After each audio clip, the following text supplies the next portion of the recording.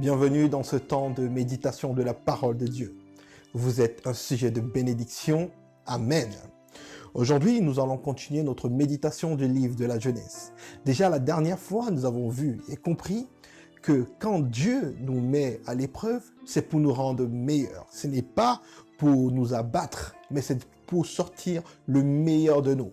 Par contre, l'importance est d'avoir une attitude de foi pendant la période d'épreuve afin d'en sortir debout.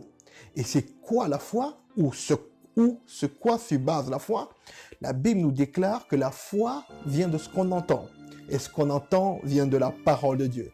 Nous bénissons le nom de Jésus, de ce que ensemble nous méditerons la parole de Dieu et de ce que à la maison, vous aussi, vous méditerez la parole de Dieu jour et nuit afin de pouvoir agir conformément à elle. Amen. Aujourd'hui, nous continuerons notre méditation du livre de la Genèse, du chapitre 23 au chapitre 25. La Bible nous relate 3 événements majeurs et importants. Premièrement, la mort de Sarah. 2, le choix de Rebecca comme femme d'Isaac. 3, la mort d'Abraham. Alors, nous allons commencer premièrement par le chapitre 23 qui est focalisé sur la mort de Sarah. La Bible nous dit, à partir du verset 3, « Puis il s'éloigna de son corps et dit aux Hittites, « Je suis un étranger et un résident temporaire parmi vous. Donnez-moi une propriété funéraire chez vous pour que j'enterre mon mort et je l'éloigne de moi. » Les Hittites répondirent à Abraham, « Écoute-nous, Seigneur, tu es un prince de Dieu au milieu de nous. Enterre ton mort dans celui de nos lieux de sépulture que tu choisiras. Aucun de nous ne te refusera son tombeau pour que tu enterres ton mort. Amen. » Alors justement, pour resituer le contexte, ici, Abraham se trouve devant une situation assez complexe quand même. Pourquoi? Parce que le temps est passé et Sarah est décédée. Mais sauf que à ce moment précis de l'histoire, Abraham n'est pas encore propriétaire physique des terrains au point où il peut faire le choix d'aller enterrer son épouse. Parce qu'il dit que je suis étranger et résident temporaire parmi vous. Pourtant, si vous vous rappelez bien, c'est Dieu qui a promis à Abraham de lui donner en possession Canaan. Alors, Abraham pouvait avoir 2 choix. Le premier, se dire, oui, Dieu m'a promis Canaan, voilà que j'ai attendu jusqu'à ce que mon épouse Sarah décède et je n'ai pas encore la promesse d'une manière physique, c'est-à-dire, je n'ai pas encore un terrain physique qui m'appartient. Alors, Abraham pouvait faire le choix de se dire, ok, je mets en pause le plan de Dieu, c'est-à-dire demeurer à Canaan, je retourne à Charan, ou plus loin, à Ur en Chaldée, alors où je suis sûr que j'aurai peut-être du terrain pour pouvoir enterrer ma femme et revenir ensuite à Canaan. Ou secondo, se dire, de toute façon, vu que Dieu a promis de me donner Canaan, même si actuellement je n'ai pas encore un terrain physique qui m'appartient où je peux enterrer ma femme, je pense que Dieu pourvoira. Et Abraham, justement, a fait le second choix, qui était le choix de Dieu.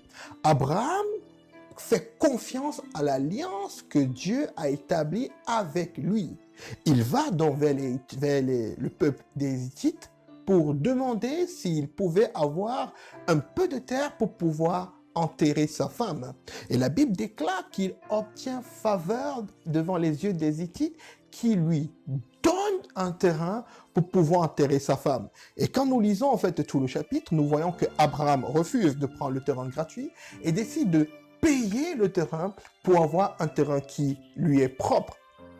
Alors, nous pouvons comprendre une chose ici importante.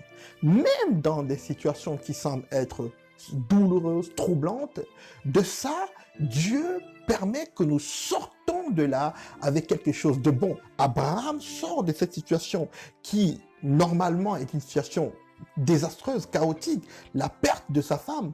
Et au travers de cela, il sort heureux propriétaire d'un terrain à Canaan. Et ça sera le début d'une grande histoire. Alors Dieu ici est en train de nous dire une chose très très importante. Très souvent, nous, devant de certaines situations, on oublie très vite la promesse que Dieu nous promet dans chacune de nos vies. On se dit, elle tarde à arriver ou on a reçu le réma d'une manière spirituelle, mais la manifestation physique n'est pas encore actée. Et souvent, ce qu'on fait, on choisit un plan B en mettant en pause le plan de Dieu. Parce que voyez-vous, si Abraham était retourné à Charan, il était en train de se détourner en quelque sorte, même si c'était temporaire, du plan de Dieu. Mais il n'a pas fait ce choix. Je prie que le Seigneur nous accorde la grâce de ne pas, nous aussi, nous détourner devant les plans de Dieu lorsque nous serons confrontés à des épreuves qui nous obligeront à prendre des choix assez importants. Que toute forme de compromis soit éloignée de nous. Que nous ne puissions pas en fait amener un raisonnement logique sur un plan que Dieu a déjà établi et où lui seul est le garant de l'accomplissement de ce plan au nom de Jésus. Et je crois que vous et moi aurons l'attitude d'Abraham devant toute situation, devant toute épreuve, même si la manifestation de la parole de Dieu dans nos vies n'a pas encore été réalisée d'une manière physique, nous nous accrocherons à Dieu et comme Abraham, nous nous attendrons que Dieu fasse un miracle. Peut-être, comme dans le cas d'Abraham, Dieu pourra faire retourner les cœurs des personnes qui sont autour de nous et afin que nous puissions bénéficier d'une certaine faveur. Peut-être Dieu pourra pouvoir d'une manière ou d'une autre, mais dans tous les cas, Dieu pourvoira pour cette situation spécifique dans laquelle peut-être vous passez et il permettra que vous ne sortez pas du dessein qu'il a accompli au nom de Jésus. Amen. La seconde histoire que nous pouvons voir au travers de notre méditation est celle de Rebecca, la future femme d'Isaac. Que s'est-il passé? La Bible nous déclare, Abraham était vieux, âgé d'un âge avancé. L'Éternel l'avait béni dans tous les domaines.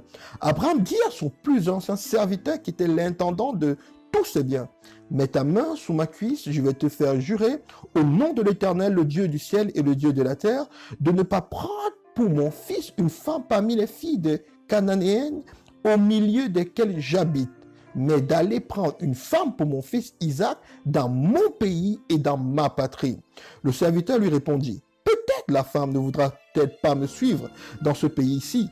Devrais-je conduire ton fils dans le pays d'où tu es sorti?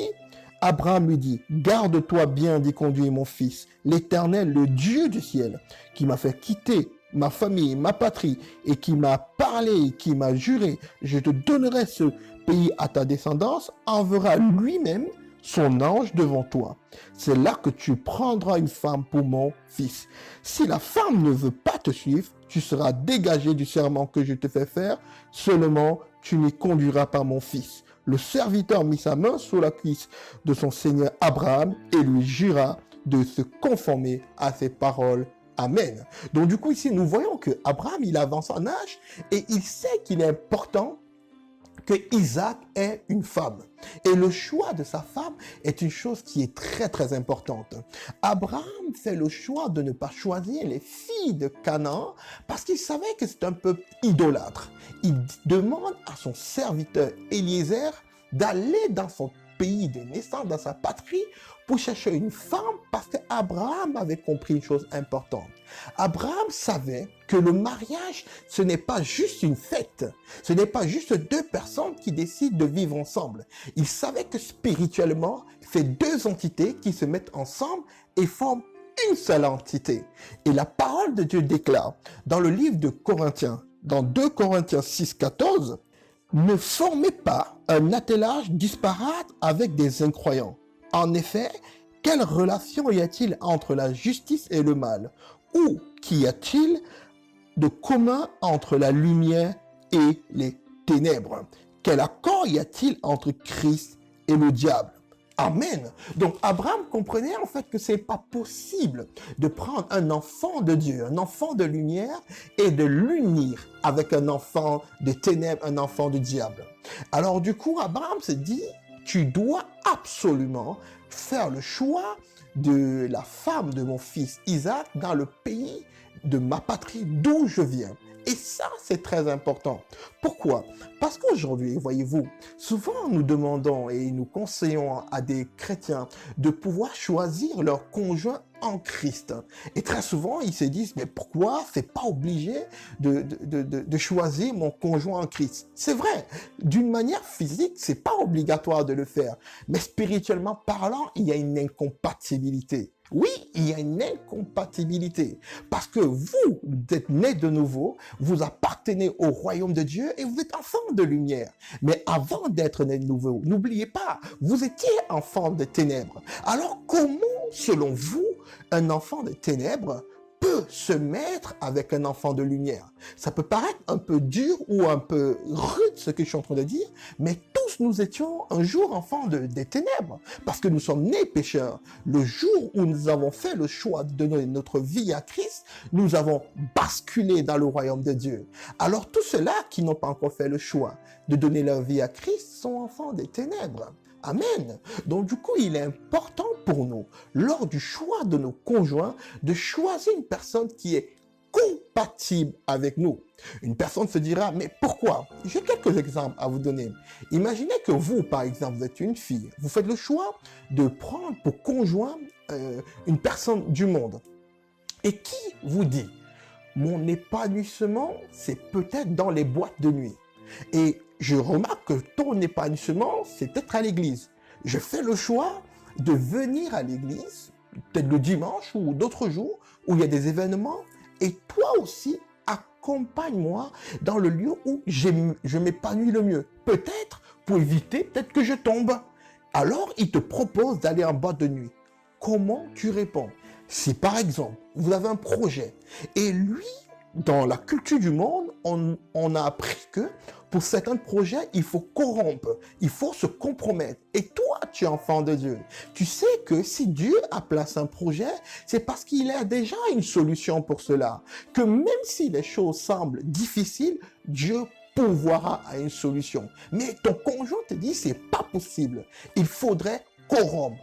Comment tu réagis? Une dernière chose, tu pourrais demander à ton conjoint, aime-moi, aime-moi, je voudrais juste en fait que tu éprouves de l'amour pour moi. Mais lui te dit, mais je suis en train de t'aimer. Mais parce que toi, tu sais que aimer selon la parole veut dire, c'est un amour qui pardonne tout, qui ne soupçonne pas le mal, qui n'est pas enflé d'orgueil. Bref, un amour en fait selon Dieu. Et tu attends de ton mari ou de ton conjoint qu'il t'aime selon comment Dieu demande qu'on aime. C'est une chose impossible. Il ne peut pas t'aimer de l'amour de Dieu. Pourquoi? Parce que la Bible nous déclare dans le livre de Romains 5,5 que cet amour-là, qui vient de Dieu, est répandu dans nos cœurs par le Saint-Esprit qui nous a été donné. Donc du coup, encore là, vous remarquez qu'il ne pourra pas vous aimer comme vous voudrez qu'il vous aime. C'est pas possible. Parce que ce type d'amour ne vient pas ou ne s'acquiert pas par expérience. Cet amour est un amour qui est un don de Dieu. Amen. Et il y en a encore tant d'autres exemples comme ça. Et ça, c'est pour nous permettre que lorsque nous faisons un choix de notre conjoint, qui est un projet tellement important. Pourquoi? Parce que, vous savez, le mariage est un projet socle au-dessus duquel gravitent ou reposent tellement d'autres projets. Et il est important de pouvoir faire le bon choix sur le projet de base afin que les projets satellites ou les projets qui reposent au-dessus ne puissent pas être perturbés. Amen. Je vous encourage, vous qui n'êtes pas encore marié, de pouvoir faire le bon choix, de choisir un conjoint qui se trouve en Christ. Pourquoi? Parce que vous et votre conjoint, ensemble, formeraient une seule personne. Et il serait merveilleux que cette union soit une union compatible au nom de Jésus. Amen. Et la dernière partie de notre méditation d'aujourd'hui portera sur le chapitre 25. Dans le chapitre 25, il est marqué par le mariage, le second mariage d'Abraham, parce que vous savez, après la mort de Sarah, Abraham s'est remarié. Hein. Il a eu une autre femme. La Bible nous dit dans le chapitre 25 qu'Abraham prit encore une femme du nom de Kétura. Elle lui donna Zimra, Jokshan, Médan, Madian, Jishbak et Chouaz. Jokshan eut pour fils Séba et Dédan. Les descendants de Dédan furent les Ashuriens et les Tushim et les Lemim. Les fils de Madian furent Epha, Épher, Enoch, Abida et Elda. Tous ceux-là sont les descendants de Kétura. Abraham donna tout ce qu'il possédait à Isaac. Quant aux fils de ses concubines, il leur fit des cadeaux et il envoya de son vivant loin de son fils Isaac vers l'est. Il les envoya de son vivant loin de son fils Isaac vers l'est dans un pays d'Orient. Amen. Donc ici, vous voyez une chose importante, l'attitude d'Abraham. Abraham avait déjà compris, parce que c'est une chose que Dieu lui avait demandé de faire, de s'éloigner d'Ismaël et de Hagar, et de garder le focus sur le fils de la promesse qui était Isaac. Ici, nous voyons que Abraham a appris la leçon. Malgré le fait qu'il se remarie après la mort de Sarah, il prend une seconde épouse qui est Kétura, il a des enfants, mais il avait compris que le projet de Dieu, l'alliance que Dieu avait fixée, c'était sur la vie d'Isaac. Et de son vivant, il décide d'éloigner tout ce qui pourrait enfreindre le plan parfait de Dieu qui devait se réaliser au travers de la vie d'Isaac et de laisser Isaac tout seul et de mettre de côté tout ce qui pouvait être un obstacle à l'accomplissement parfait du plan de Dieu dans la vie d'Isaac. C'est exactement ce que nous devons faire tous les jours de nos vies. Vous savez, plusieurs situations peuvent être des situations légitimes, mais pourraient enfreindre le projet parfait de Dieu dans nos vies. Je prie que le Seigneur nous accorde la grâce, la faveur de pouvoir scanner complètement nos vies et de pouvoir mettre de côté toutes ces choses-là qui sont des obstacles dans l'accomplissement du plan de Dieu dans nos vies. Peut-être ces projets ne sont pas forcément des projets qui sont des projets de compromission ou des projets de péché, mais ce sont des projets qui pourraient porter atteinte au projet ou au plan parfait de Dieu dans nos vies. Et je prie que le Seigneur nous accorde la sagesse et l'intelligence de pouvoir mettre de côté toutes ces choses-là qui sont des obstacles dans nos vies afin de pouvoir nous focaliser sur le plan parfait de Dieu dans chacune de nos vies. Et je crois que vous et moi ferons ce choix stratégique afin de pouvoir nous réjouir avec Dieu, avec Christ, quand ces plans parfaits s'accompliront dans le nom de Jésus. Je vous dis encore merci de ce temps consacré pour la méditation de la parole de Dieu. Et vous dis à la prochaine pour un prochain temps de méditation. D'ici là, soyez infiniment bénis. Amen.